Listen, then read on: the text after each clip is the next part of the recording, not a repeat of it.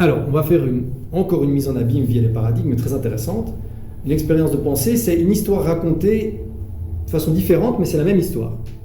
Donc, je vais vous raconter l'histoire d'atomes. Alors, c'est l'histoire d'atomes qui sont dans un certain état.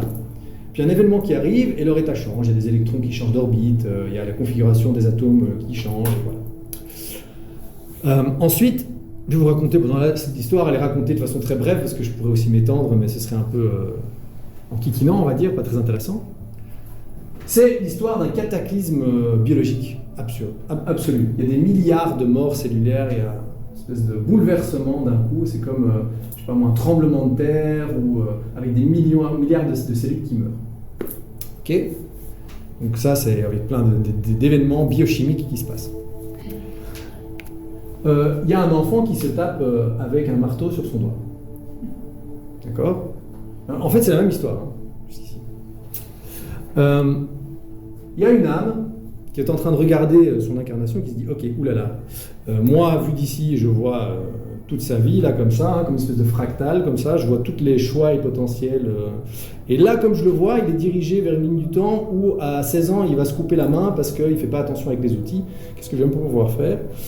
Ok, ben en fait, je vais m'assurer qu'à ce moment-là, il se tape avec son marteau sur le doigt.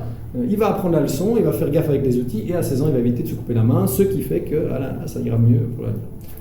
Voilà, je vous raconte en fait la même histoire, juste en prenant à chaque fois de la hauteur, à chaque fois de la distance, en se disant, imaginez une conscience qui examine ce qui se passe au niveau des atomes, une conscience qui regarde ce qui se passe au niveau que cellulaire, mais qui ne part pas du principe que ces cellules font partie d'un organisme global. Hein. Juste, voilà, vous êtes à l'intérieur du doigt, vous examinez ce qui se passe, vous ne savez pas qu'il y a un monde extérieur, vous ne savez pas que vous êtes dans un humain.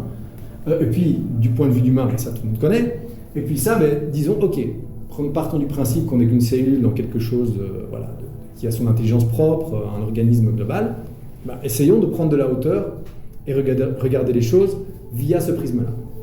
Et donc, c'est juste pour montrer que vous pouvez avoir exactement la même histoire en fonction du prisme que vous appliquez là-dessus, en fonction du paradigme que vous appliquez, vous pouvez l'interpréter et la raconter complètement différemment.